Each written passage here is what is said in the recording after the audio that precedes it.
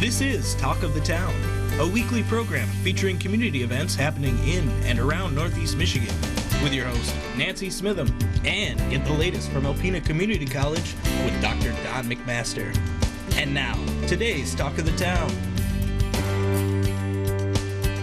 Good morning and welcome to Talk of the Town. I'm Nancy Smitham. My first two guests today are both from Habitat for Humanity. I have Kristen Lesage and Ted Fines. Good morning and welcome. Good morning. Ted, I want to start out with saying that you have beautiful new signage on your building out on US 23 South. Yep. And your offices are located there now too. Yes, it's kind of an advantage. It's for the staff to be in one location. Though sometimes they wonder who that guy is at times, but yeah, it's good. Well, good for you. It's a natural fit. You should be there, Yeah.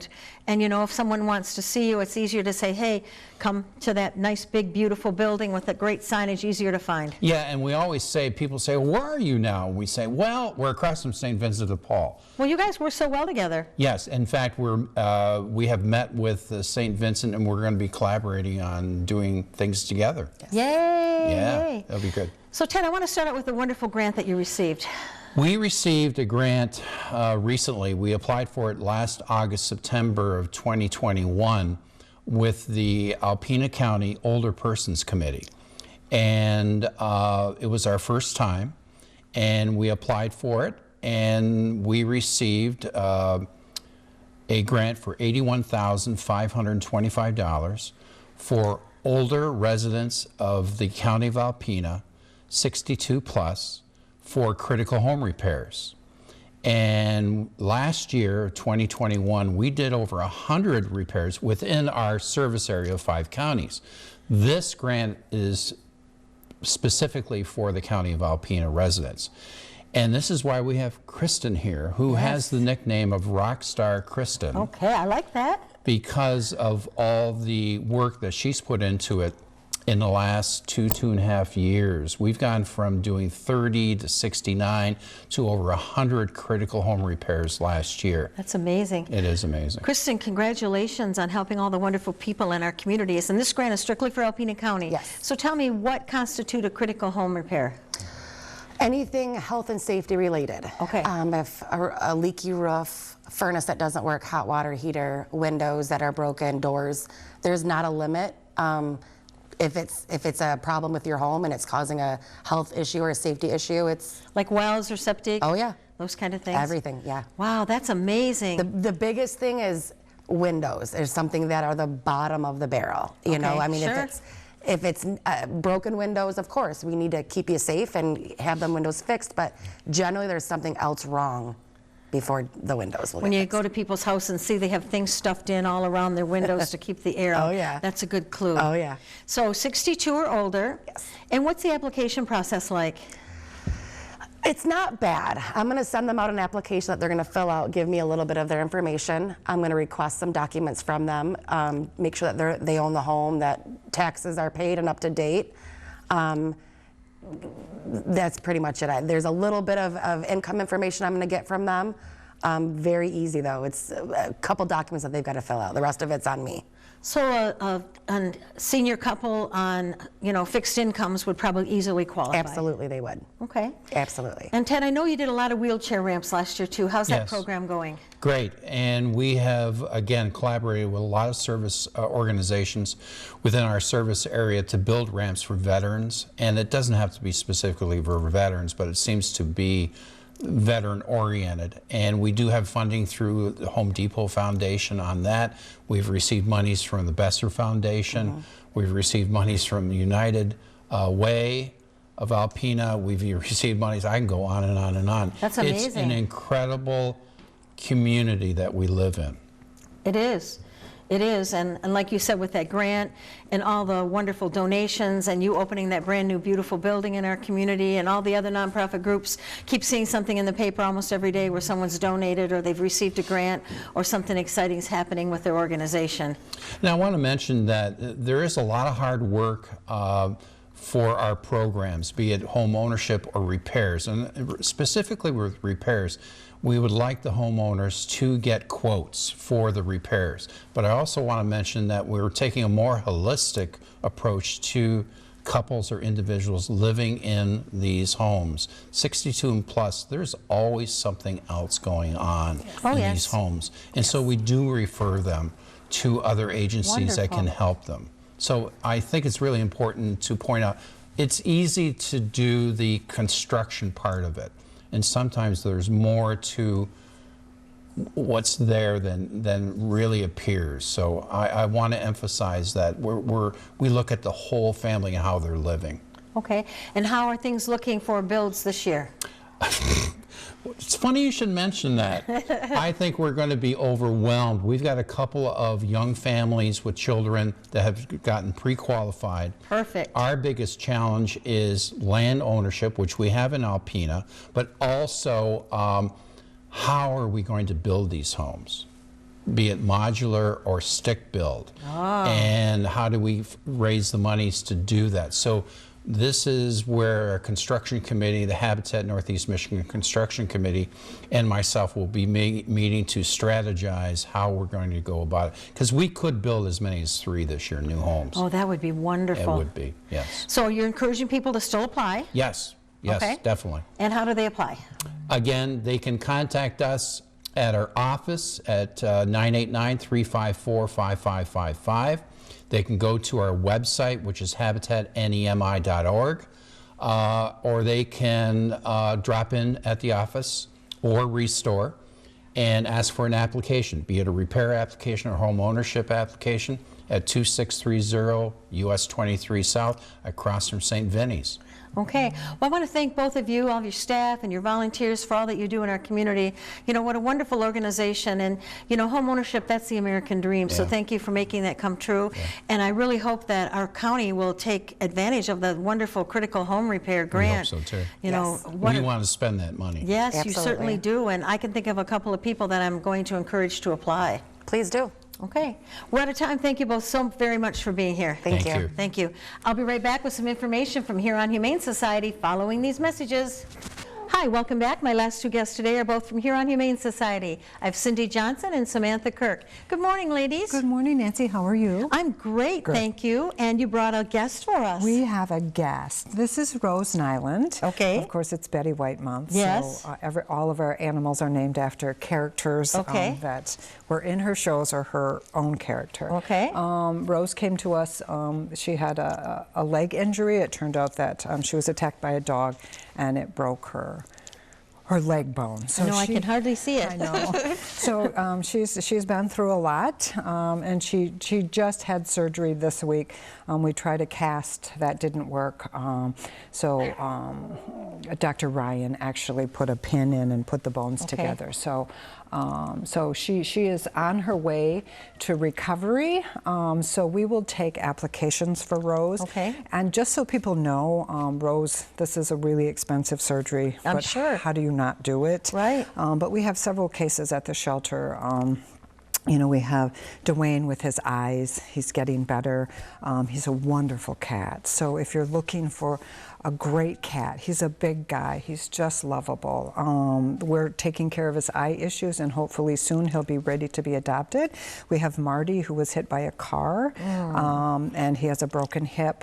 He just got back from the vet this morning. He had x-rays. His bones are starting to heal. Good. So he will be on just, he lives in our office, so he can wander around, no jumping, no nothing for about the next 2 weeks. Okay. And then they think that he'll be ready to be adopted. And then, of course, we, oh, geez, there was one more I was going to talk about. Who's Golden Girl? Oh, Golden Girl. We have Golden Girl. She came in as a stray, and she's getting healthier. She will need extensive dental work, which the society will pay for. So we will get that done. But we do believe she's deaf. But she's just an absolutely adorable cat. And if you're in the market for a barn cat, please let us know. We took in a cat.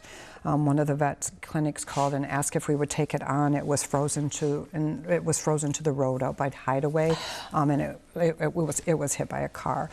So he was, when he was medicated and couldn't do anything, he allowed us to take care of him. As he gets better, he is definitely an outside cat. Okay. He doesn't want us to touch him. Okay. So we need to find a barn for him. Okay. And we will get him fixed. So. Okay, wonderful.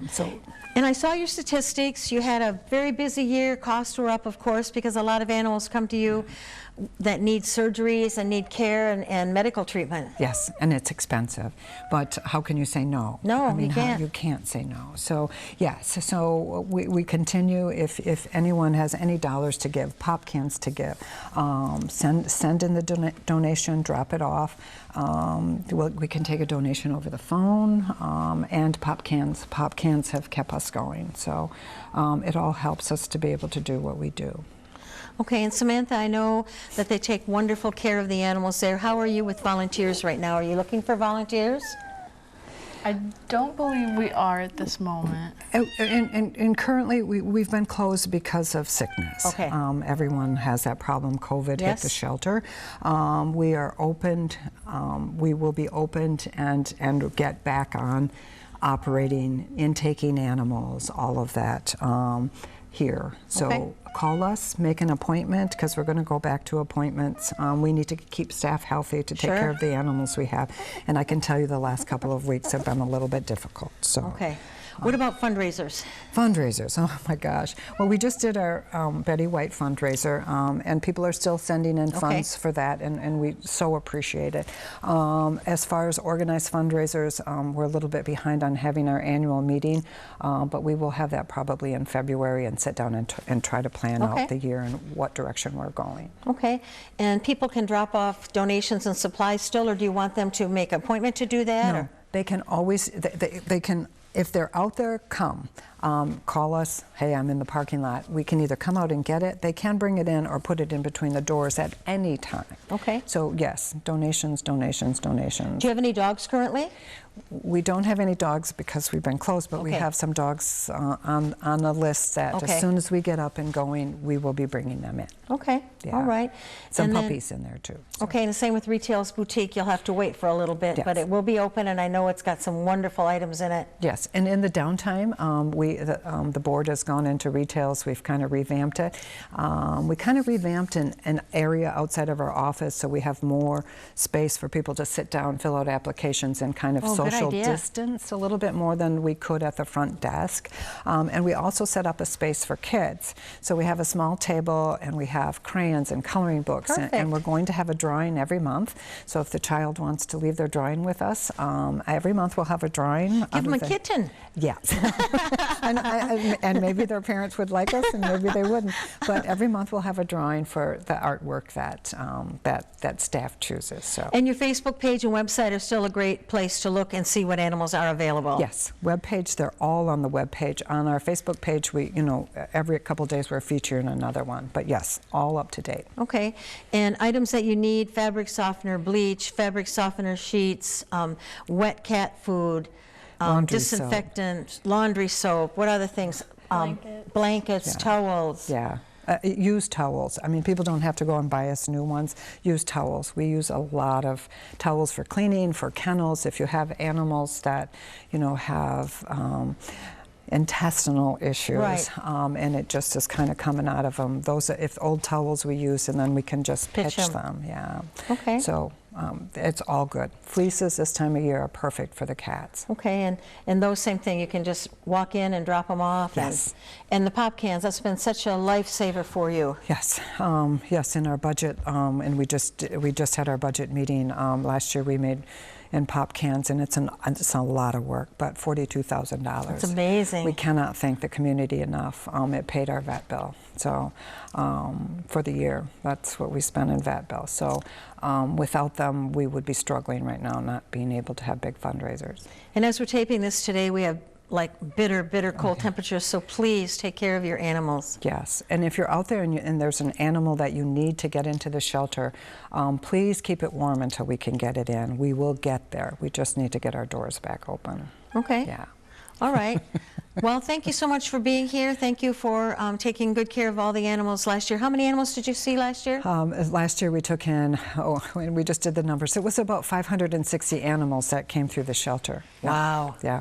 Wow. That's a lot of animals to take care of. Lots of vaccinations. Please, please, please spay and neuter your pets. Yeah. I mean, it would be wonderful if you could close your doors because you weren't needed anymore. Wouldn't that be fantastic? It would be fantastic. When you go in there and see all of those kittens and cats and occasionally dogs, it's just so sad because, you know, they could, you know, they don't have to be there. Right. And, it, you know, they just keeps increasing. And the hoarding issue that we had in Alpena recently, how very, very sad. Yeah, that was very, sad. very sad. So please be alert and be aware of what's going on in your community. Yes. Okay. And with every adoption, you get a free spay and neuter. So ooh, yes, don't forget we take care of that. All right. We're out of time. Thank you so much. Happy New Year to both of you. Thank you. Same to you. Thank you. Please stay tuned for Dr. Don McMaster following these messages.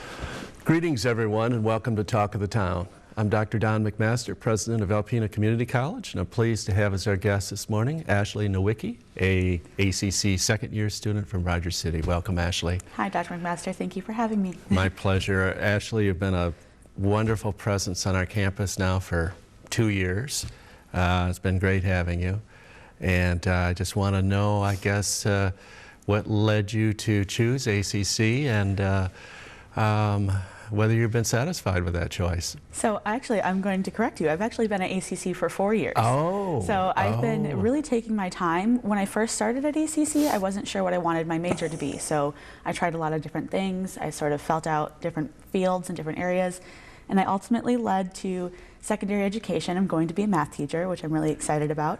But I only decided to start at ACC, well, really, so after high school, I wasn't honestly positive that I wanted to do college, that I wanted to get a secondary or a higher education. And if it wasn't for my stepmom practically dragging me into the campus to sign up for classes the week before my first semester started, I don't know if I would have done it. And I'm so glad she did. What I learned after starting at ACC is once I took a very light first semester, I only took 9 credits. And I took a very easy semester, and it was the best thing I could have ever done. I was able to sort of get my feet wet and just get a feel for the campus. And once I did, I learned that I was a wonderful student and I had a lot of potential. And once I was surrounded by incredible instructors and faculty who actually cared a lot about my success as a student, it gave me a lot of room and a lot of ability.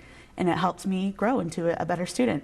So. What a wonderful story. Thank you. And secondary math teacher. Yes. Yeah, what an important thing. You're taking some hard math courses this semester. I sure am, yes. I'm taking quantitative reasoning, which is a fun one. It's more like real life applications of math. Yeah. But then I'm also taking Calculus 2 and Calculus 3. So Ooh. It's a challenge, but a well worth it challenge. Ooh. Yes. You know, I'm a calc survivor, but just barely. Well, we'll see by the end of the semester if I can consider myself a survivor.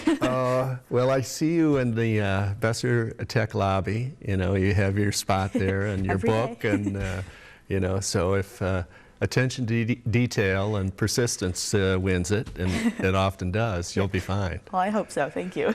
So I'm just curious, it's a wonderful statement about the ACC instructors, and I appreciate it. I think it's spot on.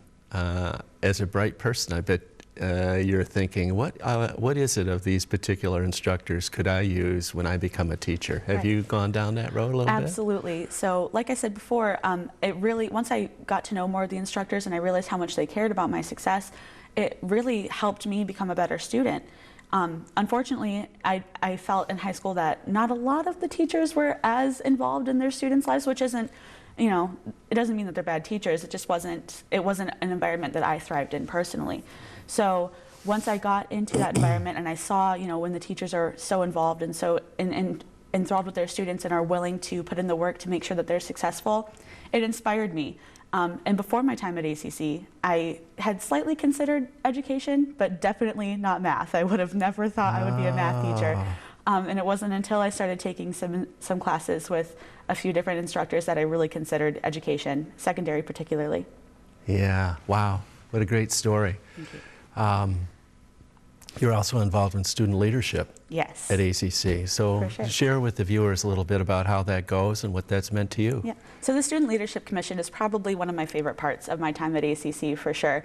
Basically what we do is we sponsor and host free events and services for students on campus. So some of the things we've done in the past is we've done free ice skating events at Northern Lights Arena. We've done free bowling events, free laser tag. Just last semester we tried a new one with Brush Up, formerly known as Copy Goose, downtown. And we did painting ceramics. And it's been so much fun. We get to just have these fun, de-stressing events for students, and it's been great. I love doing that kind of thing. One of my favorite things that we do is our refuel stations during final exam week and midterm week. So, during those exam weeks, students, I think, frequently forget to eat, Yeah. which is not a good thing, especially not when they've got big tests they need to be focusing on. So what we do is we set up a table with healthy snacks that they can grab as they're between classes and have a granola bar and a Gatorade or whatever it may be. And that's one of my favorite things, and I know it's something that the students really appreciate. And I've loved my work with Student Leadership Commission. It's been so great to be able to get involved on campus in a bigger way and give back to my fellow students. Wonderful.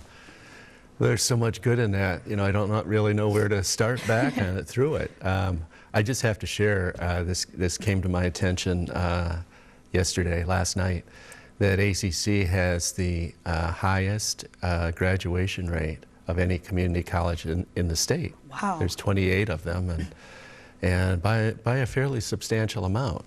And these sorts of things that you're doing all become part of a support and caring network that is really driven by a desire to see students succeed. Yeah. Yeah. That's wonderful. That speaks volumes. And it's not surprising to me at all, just because, again, I know how much the faculty puts into their job. And I think that's an incredible thing. That's awesome. I do too. Yeah, and I appreciate it. One of the things that I'm just really delighted that you're working on is in collaboration with Mary Egan, our Director of Alumni Relations, and under the oversight of Brenda Herman, Executive Director of the ACC Foundation. And this is reconnecting with alumni and then going back to the very beginnings of the college. We're now 70 years old this year. Tell us about that. Yeah, so this year I have had a work study, like you said, through Brenda Herman and Mary Egan and the foundation in alumni relations. And what I've had the opportunity of doing is I have been researching different alumni, so particularly our first 10 graduating classes.